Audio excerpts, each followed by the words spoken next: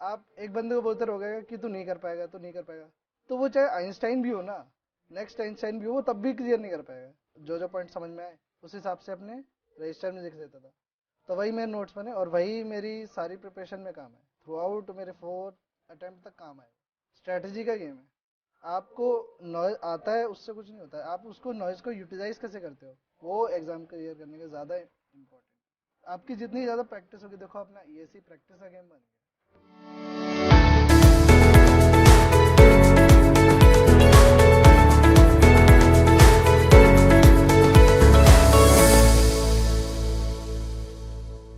Hello aspirant.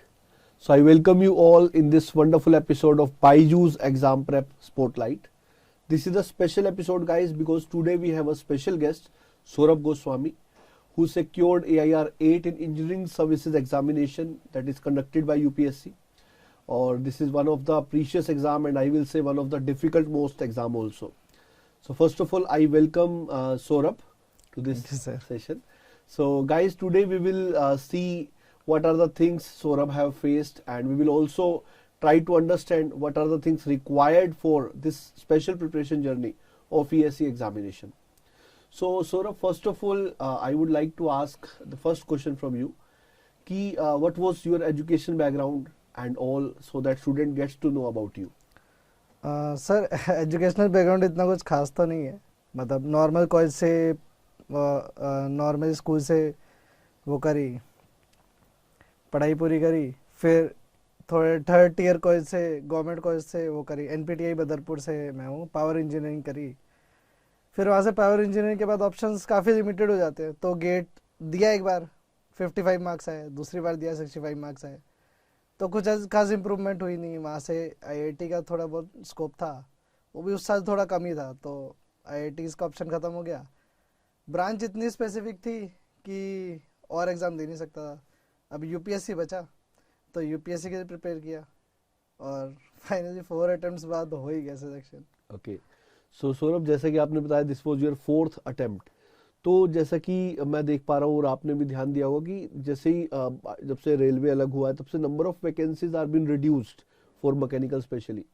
So how you motivated yourself for the preparation, क्योंकि इतनी कम seats में, और वो भी आप मतलब ऐसा भी नहीं कि आप मास्टर्स कर रहे थे या कोई जॉब कर रहे थे, you were like preparing for that. So आपको मतलब किस तरीके से आपने खुद को उसके लिए मोटिवेटेड रखा, that is very important thing. Sir main ये था मेरा कि मेरा फर्स्ट अटेम्प्ट जब मैंने दिया था तो सिर्फ मेरा 2 मार्क्स से रह गया था प्रीलिम्स। तो मुझे इतना पता था कि हाँ थोड़ी बहुत मेहनत कर दूंगा तो क्लियर तो हो जाएगा। लेकिन 20 में दिया तो रेलवे से सीटें गायब कर दी, तो उस साल फिर 5 मार्क्स से नहीं हुआ, तो मेरा थोड़ा मन तो ख़राब हो गया था। फिर थर्ड अटेम्प्ट दिया 2021 में, ऐसे ही दिया कम पड़ गया, मतलब 5-6 दिन पढ़ा, प्रीलिम्स दे दिया और by grace of God clear हो गया। किसी को नहीं पता कैसे हुआ लेकिन क्लियर हो गया। ओके, तो फिर मेंस की प्रिपरेशन करी, उस टाइम 3 मंथ्स ही थे और प्रिपरेशन में गैप आ गया, तो मुझे थोड़ा ना पता था कि क्लियर हो जाएगा। तो मेंस की प्रिपरेशन करी और वो भी क्लियर हो गया। मतलब मुझे लगा नहीं था कि मेंस क्लियर हुआ, मुझे लगा था प्रीलिम्स तो कैसे क्लियर हो गया, लेकिन मेंस भी हो गया। मुझे याद है उस टाइम क्रिसमस के आसपास ही आया था, उस टाइम रिजल्ट दिसंबर 15-16 के आसपास रिजल्ट आया था, तो क्रिसमस भी सही चला गया उसी टाइम। इंटरव्यू दिया, इंटरव्यू भी अच्छा गया, तो थोड़ी एक्सपेक्टेशन थी शायद क्लियर हो जाए, लेकिन इतना था मुझे कि मेंस मेरा अच्छा नहीं गया। मुझे पता था बॉर्डर लाइन पे क्लियर हुआ है और यही हुआ, बॉर्डर लाइन पे क्लियर हुआ। मेंस में उस ईयर मेरे 342 मार्क्स थे 500 में से, 600 में सॉरी। तो मुझे पता था कि हाँ मेंस इंप्रूव कर दिया तो आ जाऊँगा, क्लियर हो जाएगा और अच्छी रैंक भी आ जाएगी। तो इस ईयर मैंने ये किया, प्रीलिम्स में उतने ही मार्क्स आए जितने लास्ट ईयर, तो उतने ही मार्क्स आए, क्योंकि इस साल भी प्रीलिम्स पढ़ के नहीं दिया था, ऐसे ही दे दिया। लेकिन मेंस में 423 मार्क्स है, तो वहाँ 342 टू 423, मतलब 70-80 मार्क्स इंप्रूव किए और उसी के बल पे ही हो गया, क्योंकि इंटरव्यू में मेरे मार्क्स ज़्यादा नहीं थे, 98 मार्क्स ही थे, जो कि वन ऑफ द लोएस्ट थे इस साल के सिलेक्शन में, वन ऑफ द लोएस्ट थे, लेकिन फिर भी सिलेक्शन हो गया, 8th रैंक आ गई। तो मींस कन्वेंशनल ने काफी अच्छा रोल प्ले किया आपके सिलेक्शन में। हाँ सर, और मैं तो कहूँगा सबका मेंस के थ्रू ही हुआ है, ज़्यादातर बच्चों का। हाँ आपके अगर प्रीलिम्स में ही 300 मार्क्स हैं फिर तो आपका मेंस थोड़ा हल्का भी हो तो चल जाएगा, लेकिन ज़्यादातर बच्चों का मेंस के बल पे ही होता है। सो सौरभ, क्योंकि आपकी जर्नी मतलब देखा जाए तो काफ़ी आपने 4th अटेम्प्ट में निकाला है, तो डेफिनेटली आपको बहुत सारे इश्यूज भी रहे होंगे इस प्रिपरेशन जर्नी में, और हर स्टूडेंट को आते हैं। जैसे कॉलेज गोइंग स्टूडेंट है, उसको अलग चैलेंजेस है कि एग्जाम देने हैं, मिड सेम देने हैं, वाइवास देने हैं। ड्रॉप ईयर के बाद अलग चैलेंजेस है, क्योंकि फिर फैमिली प्रेशर भी कहीं ना कहीं कुछ लोगों के साथ रहता है, कुछ लोगों को फाइनेंशियल इश्यूज या कुछ लोगों को अलग तरीके के इश्यूज भी रहते हैं। और कई बार ऐसा होता है कुछ लोग ज़्यादा मेमोरी बेस्ड चीज़ें याद नहीं रख पाते। तो आपके सामने ऐसे कोई चैलेंजेस थे जो आपकी प्रिपरेशन जर्नी में आए, जिन्होंने आपको परेशान भी किया, और आपने फिर उनको कैसे पार किया? सर मेरा ये था, मतलब स्टार्टिंग से एवरेज स्टूडेंट थे। देखो हम आईआईटीएन तो है नहीं, स्टार्टिंग से ही एवरेज स्टूडेंट थे। जेई मेंस का एग्जाम दिया, जेई मेंस क्लियर नहीं हुआ, एडवांस तो बहुत दूर की बात है। तो स्टार्टिंग से ही बहुत एवरेज स्टूडेंट थे। अब कॉलेज में क्या, फर्स्ट ईयर इतना, मतलब कॉलेज ग्रुप इतना अच्छा नहीं था, तो उसकी वजह से पढ़ाई और डाउन जाने लग गई। तो मैंने बोला यार अब आइसोलेशन में जाना पड़ेगा 1-2 साल के लिए। तो सारी दोस्ती यारी छोड़ दी, एक दो साल के आइसोलेशन में गया, तो मार्क्स इंप्रूव होने चालू हुए। वहाँ से मैंने सुना कि गेट जैसा एग्ज़ाम भी होता है, तो गेट की प्रिपरेशन चालू कर दी। मतलब by the end of second year मैंने गेट की प्रिपरेशन थोड़ी थोड़ी चालू कर दी थी। मैं जैसे सॉम सब्जेक्ट आता है गेट में, थर्मोडायनेमिक्स आती है, तो इन्हें सीरियसली पढ़ना चालू कर दिया। वैसे मतलब वैसी प्रिपरेशन नहीं करी कि फुल ऑन डाइव कर दी, तो मतलब बस सब्जेक्ट्स पे ज़्यादा फोकस किया। फिर वहाँ से फोर्थ ईयर में मुझे याद है हमारे कॉलेज में इनविटेशन आया था, रेलवेज का एक वो था, इवेंट था। तो वहाँ पे बहुत सारे आईएएस ऑफिसर्स आए हुए थे। तो वहाँ से मुझे इंस्पिरेशन मिली कि यार लाइफ हो तो यार ऐसी लाइफ तो मतलब करना ही है। तो गेट से 6 मंथ बचे थे उस टाइम ईएससी में, तो 6 मंथ्स में जितनी प्रिपरेशन कर सकता था प्रिपरेशन करी, और फिर ईएस में आया। तो दिक्कत मेरी ये रही कि मतलब इतना वो भी नहीं था, हमारे यहाँ पे कोई ज़्यादा पढ़ा हुआ नहीं है। ओके। मतलब हमारी फैमिली बैकग्राउंड में मतलब किसी ने यूपीएससी तो छोड़ो, किसी ने बहुत आगे तो पढ़ाई भी नहीं करी है, मास्टर्स भी नहीं करी है। यूपीएससी तो बहुत बड़ी चीज़ है, मास्टर्स भी नहीं करी है। तो हमारे पास कोई ऐसा बंदा नहीं था जिसको एडमायर करे, उसको फॉलो करे, वो भी नहीं था, रोल मॉडल नहीं था असल। लेकिन मेरे अंकल का बहुत बड़ा रोल था इसमें। मतलब मेरे अंकल, उनकी बहुत अच्छी स्टोरी है। वो भी एक टाइम पे आईएएस एस्पिरेंट थे, किसी फैमिली ने साथ नहीं दिया, तो अपनी सारी डिग्रीज सब कुछ बर्न कर दी। और थे बहुत एक्सीलेंट स्टूडेंट थे अपने टाइम पे, अपने कॉलेज के प्रेसिडेंट थे, मतलब बहुत अच्छा बैकग्राउंड था। लेकिन फैमिली सपोर्ट नहीं किया, लेकिन उन्होंने मुझे सपोर्ट किया कि नहीं, जो मैं नहीं कर पाया वो तू कर। और उनकी वजह से मतलब यहाँ पे हूँ। तो कहीं ना कहीं आपको एक अच्छा सपोर्ट फैमिली से मिला। सपोर्ट फैमिली का सर बहुत ज़रूरी है। आप एक बंदे को बोलते रहोगे कि तू नहीं कर पाएगा, तू नहीं कर पाएगा, तो वो चाहे आइंस्टाइन भी हो ना, नेक्स्ट आइंस्टाइन भी हो, वो तब भी क्लियर नहीं कर पाएगा। लेकिन एक एवरेज बंदा भी ना, पेरेंट्स ही फ्यूल करते हैं बच्चे को। तो जितने पेरेंट्स इस वीडियो को देख रहे हैं ना, अपने बच्चों के अंदर कॉन्फिडेंस भरो, ऐसा करो कि तू नेक्स्ट प्राइम मिनिस्टर तो तू ही बनेगा। मतलब एक फैमिली से मोटिवेशन आपको मिलता रहता था कहीं ना कहीं। हाँ, मम्मी कहती थी कोई साल नहीं, इस साल नहीं हुआ 2 मार्क्स से रह गया, अगले साल पढ़ के 20 मार्क्स से क्लियर कर दियो। तो वही था, फैमिली का बहुत सपोर्ट था मेरे पास। तो आपने गेट में भी अच्छा स्कोर किया, 55-65 इज अ डिसेंट स्कोर, और ईएससी तो आपने निकाल ही लिया। तो आपको क्या लगता है, क्या दोनों की प्रिपरेशन एक साथ हो सकती है, या आपको लगता है कि नहीं गेट बिल्कुल अलग, ईएससी बिल्कुल अलग? अब ईएससी का जब गेट होता है उस टाइम ईएससी का प्रीलिम्स होता है, तो ईएससी के प्रीलिम्स में जो अप्रोच है ना और गेट की वो डिफरेंट है। लेकिन जब मेंस में देखते हैं ना, तो ईएससी का मेंस और गेट बहुत सिमिलर है, क्योंकि ईएससी के मेंस में डेप्थ बहुत ज़्यादा होती है, और आपने अगर मेंस तक की प्रिपरेशन करी है ना, तो आप गेट तो निकाल सकते हो। मतलब दोनों को साथ में लेके चल सकते हैं। इस साल भी और मतलब काफ़ी सारे टॉपर्स थे, अंडर 200 रैंक लेके, अंडर 100 रैंक लेके आए, गेट में भी और ईएस में भी टॉप 10 में आए। प्रांशु श्रीवास्तव भी है, वो भी इस साल AIR 5 था, और गेट में भी 170 के आसपास रैंक थी उसकी। तो हाँ, मतलब कहने का मतलब आजकल दोनों चीजें साथ कर सकते हैं, क्योंकि टेक्निकल सिलेबस वैसे भी सेम है, just approach of the type of questions का ही डिफरेंस है। हाँ, बस टाइप ऑफ क्वेश्चंस का डिफरेंस है। और जैसे ईएससी पेपर 1, ये भी एक नया चैलेंज बन के आया था जब 2017 के बाद सारी कहानी चेंज हुई। तो उसमें मतलब कैसे आपने चीज़ों को किया, क्योंकि ये स्टूडेंट्स को बहुत डाउट रहता है कि पेपर 1 को कैसे प्रिपेयर किया जाए। देखो पेपर 1 में तो सर मेरे कभी मार्क्स आए नहीं, मैं तो टेक्निकल की वजह से क्लियर हुआ। पिछले साल दिया तो 200 मार्क्स थे मेरे टेक्निकल में ही, और उसमें तो 65-66 थे। तो उसमें वैसे तो बहुत कम मार्क्स थे, लेकिन टोटल जोड़ के क्लियर हो गया। इस साल भी वही हुआ, 70s की रेंज में मार्क्स है, और इसमें 190 है, तो टोटल। चलो, मुझे लगता है इससे एक चीज पता लगती है कि अगर आपका पेपर 1 वाला पोर्शन वीक है, तो टेक्निकल में आप ज्यादा स्कोर करके क्लियर कर सकते हो। और ज्यादातर लोग आप देखोगे बिलो 80-90 मार्क्स ही हैं, 100 प्लस रेयर ही किसी के आते हैं। और लेकिन टेक्निकल में 190 प्लस बहुत बहुत वो है, common बहुत है। कॉमन है। तो आप जैसे प्रिपरेशन कर रहे थे तो बुक्स का कोई अच्छा रोल था या नोट्स ही आपने ज़्यादा प्रेफर किए, और इसके अलावा प्रीवियस ईयर्स क्वेश्चंस, उसका क्या इंपॉर्टेंस रहता है प्रिपरेशन में? सर बुक्स का तो मेरे उसमें बहुत रोल था, क्योंकि मतलब मैंने इतनी कोई खास कोचिंग करी नहीं, सेल्फ प्रिपरेशन ही करी। तो मेरे कॉलेज में लाइब्रेरी थी।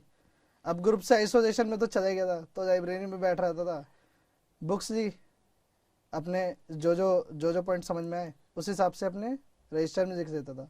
तो वही मेरे नोट्स बने और वही मेरी सारी प्रिपरेशन में काम है। थ्रू आउट मेरे फोर्थ अटेम्प्ट तक काम आए वो, फर्स्ट टू फोर्थ अटेम्प्ट काम आए। और प्रीवियस ईयर्स क्वेश्चंस अब वो तो सर कुंजी है उसके बगैर तो मतलब आप क्लियर ही नहीं कर सकते। कोई भी एग्जाम, मतलब मुझे लगता है नहीं कि clear पीवाई कर क्यूज के बिना बड़ा मुश्किल है प्रिपेयर करना। सर आप देखोगे ना कि कोई भी एग्जाम ना नॉलेज का गेम है ही नहीं, वो है स्ट्रेटेजी का गेम। अब बहुत सारे लोग ऐसे हैं, बहुत सारे स्टूडेंट्स को मैं जानता हूँ जिनके पास मेरे से ज़्यादा नॉलेज है, लेकिन उनका आज तक प्री भी क्लियर नहीं हुआ और आज हमारी यहाँ तक रैंक आ गई। स्ट्रेटेजी का गेम है। आपको नॉलेज आता है उससे कुछ नहीं होता है, आप उसको नॉलेज को यूटिलाइज कैसे करते हो, वो एग्जाम क्लियर करने के ज़्यादा इम्पोर्टेंट है। हाँ, चीज़ों को आना और आप उसको किस तरीके से एग्जाम में यूटिलाइज करते हो, ये दोनों अपने आप में अलग चीज़ें हैं। और डेफिनेटली मैं जनरली बोलता भी हूँ कि अगर गेट और ईएससी को कंपेयर करें तो गेट कहीं ना कहीं 2020 फॉर्मेट है, और ईएससी कहीं ना कहीं पेशेंस का गेम है, लाइक टेस्ट मैच। हाँ तो ये एक बहुत बहुत रिलेटिव चीज़ है। तो एक और चीज़ मैं पूछना चाहूँगा कि जैसे आपने जब ये प्रिपरेशन की तो ठीक है, सारे हर्डल्स वगैरह भी क्लियर किए, तो मेंस के लिए जैसे गैप रहता है, तो मतलब आप क्या प्रेफर करेंगे कि जो प्रैक्टिस जो मेंस की है उसको उस गैप के लिए छोड़ना चाहिए, या जब आप प्रीलिम्स के लिए कर रहे हो उस समय भी थोड़ा बहुत साथ में लेके चलना चाहिए? सर आज के टाइम पे ना प्रीलिम्स का सिलेबस बहुत ज़्यादा है। हम्म, जब टोटल जोड़ोगे ना तो 20 प्लस सब्जेक्ट्स हैं। एग्जैक्टली। तो एक साल में तो प्रीलिम्स की खुद सिर्फ प्रीलिम्स की प्रिपरेशन करना भी बहुत मुश्किल हो जाता है। तो मैं तो कहूँगा कि प्रीलिम्स में ज़्यादा से ज़्यादा मार्क्स लाओ, मेंस को भी रहने दो। अब प्रीलिम्स में क्या चीज़ है आपको चाहिए कि आप क्वेश्चन देखते ही बता दो कि आपको स्किप करना है या उसी टाइम सॉल्व करना है या फिर काट देना है। ये एबिलिटी मेरी काम आई थर्ड और फोर्थ अटेम्प्ट में, और इसी वजह से मेरा प्रीलिम्स क्लियर हुआ है। मतलब मेरी नॉलेज 2019 और 2020 के अटेम्प्ट में आज से ज़्यादा थी, लेकिन फिर भी क्लियर नहीं हुआ। जबकि 2019 में सीट्स भी बहुत ज़्यादा थी और अब तो सीट्स ना के बराबर है अब तो बहुत मुश्किल हो गया क्लियर करना, लेकिन सिर्फ स्ट्रेटजी के बल पे कम नॉलेज से भी मैंने क्लियर कर दिया।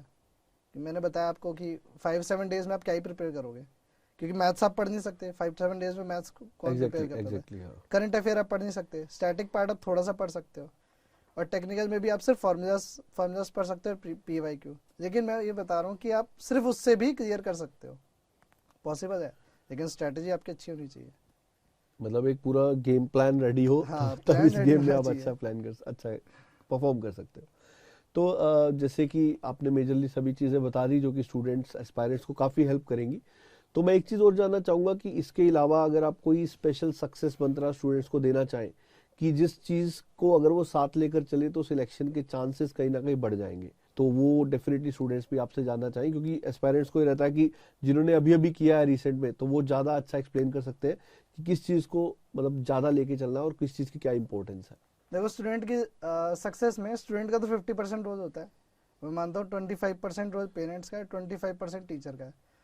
तो अपने टीचर को रिलीजियसली फॉलो करो। मैं बहुत सारे स्टूडेंट्स को देखता हूँ यही डिस्कस करते थे, इस वाले टीचर हमारे टीचर को ये नहीं आता, हमारे टीचर को वो नहीं आता। अरे तुम शायद 100 में से एक गलती कोई कर दे, अरे तुम्हें 99% होना चाहिए, तुम्हें 80% चाहिए नॉलेज सिर्फ। तो rather than focusing on that 99%, वो 1% पे फोकस करते हैं और उन लोगों का कभी क्लियर नहीं होता। सो फोकस ऑन दैट 99%, अपने टीचर को फॉलो करो। टेस्ट सीरीज तो चलो वो तो देनी है, और क्विज विज आते रहते हैं। आपकी जितनी ज़्यादा प्रैक्टिस होगी, देखो अपना ESC प्रैक्टिस का गेम बन गया रेदर देन नॉलेज का गेम। तो नॉलेज का गेम तो कभी भी नहीं था वो, लेकिन अब बहुत ज़्यादा प्रैक्टिस का गेम बन चुका है। अब प्रीलिम्स में इतना बड़ा पेपर आता है, उसको अटेम्प्ट करना ही बहुत मुश्किल बात है, क्योंकि कैलकुलेशन आपको बाय हैंड करनी है, कैलकुलेटर अलाउड नहीं होता। तो प्रैक्टिस का गेम है, और टीचर्स तो चलो आपको अच्छा ही गाइड करते हैं। तो टीचरों के पीछे लड़ाई करने से अच्छा टीचर को अच्छे से फॉलो कर दो, सारे टीचर अच्छे होते हैं। ओके, सारे वेल क्वालिफाइड है। एक लास्ट क्वेश्चन मैं और पूछना चाहूँगा कि आपको क्या लगता है कि जैसे काफ़ी सारे फीचर्स आपको पता होंगे बायजूस एग्जाम प्रेप ऐप में, तो बायजूस एग्जाम प्रेप ऐप कैसे स्टूडेंट्स की हेल्प कर सकता है इस एग्ज़ाम को क्रैक करने में? सर मैंने देखा था एक क्विज इसमें अच्छे आते हैं, क्विज आते हैं और डेजी आते हैं। मतलब आप टेस्ट सब्जेक्ट का वीडियो देखते हो, उसके बाद आपको वो आएगा, क्विज आ जाएगा। तो इससे ही क्या है, आपने जितना सब्जेक्ट पढ़ा है उसकी रिवीजन भी हो जाएगी और आपको पता भी चल जाएगा आपको कितना आता है। और क्वेश्चंस तो आपको मिल ही रहे हैं, तो अगर आप पूरे साल भी ये करोगे, रोज अगर 20 क्वेश्चन भी कर रहे हो तो पूरे साल में 7000 क्वेश्चन हो जाते हैं। और उसका 1% भी आ गया पेपर में तो 70 क्वेश्चन तो वही हो गए। तो उसका बहुत बड़ा रोल है, प्रैक्टिस का बहुत बड़ा रोल है ईएससी में। और टेस्ट सीरीज के लिए कुछ गाइडलाइंस? वही मैंने बताया कि क्वेश्चन देखो, स्किप करो, स्किप करना बहुत इंपॉर्टेंट है। सर 2021 के अटेम्प्ट में जब मैं जीएस का पेपर दिया था ना, तो मेरा फर्स्ट 20 में से एक क्वेश्चन आता था। तो अब कोई नया बंदा होगा, वो तो उसका तो कॉन्फिडेंस पूरा खत्म हो जाएगा। तो मैं सोचा छोड़ो यार, 20 नहीं आते ना, 80 पे फोकस करेंगे। और किस्मत की बात है 80 में से 80 मुझे आते थे। और वही जो 20 स्टार्टिंग के थे ना, और शायद वो सेट जिसका भी आया होगा ना, सबका पेपर फेल हुआ होगा वो। लेकिन वही किस्मत की बात थी कि मैंने उस पर फोकस नहीं किया, rather than focusing on weak part. जो मेरे को आता था उस पर फोकस किया। तो जो आपको आता है ना उस पर फोकस करो, अपने वीक एरियाज को इम्प्रूव करो, और जितना आता है उसको तो मतलब आपको जितना आपके पास नॉलेज है ना, कम से कम उतना तो कर ही दो, और उतना बहुत है। आपको 90% स्कोर नहीं करना यूपीएससी में, 60-70% से लोग टॉप कर देते हैं, टॉप कर देते हैं सर, टॉप कर देते हैं, सही बात। So guys, this was the guidelines and guidance by Saurabh. So I feel all of you got something from this session. So every student is different, yes, and definitely you may be facing different types of difficulties in the preparation phases.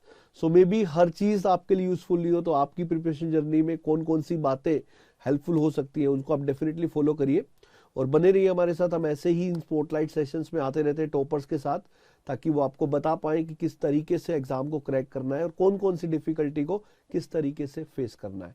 So stay tune with us guys. With this, we will say goodbye for this session.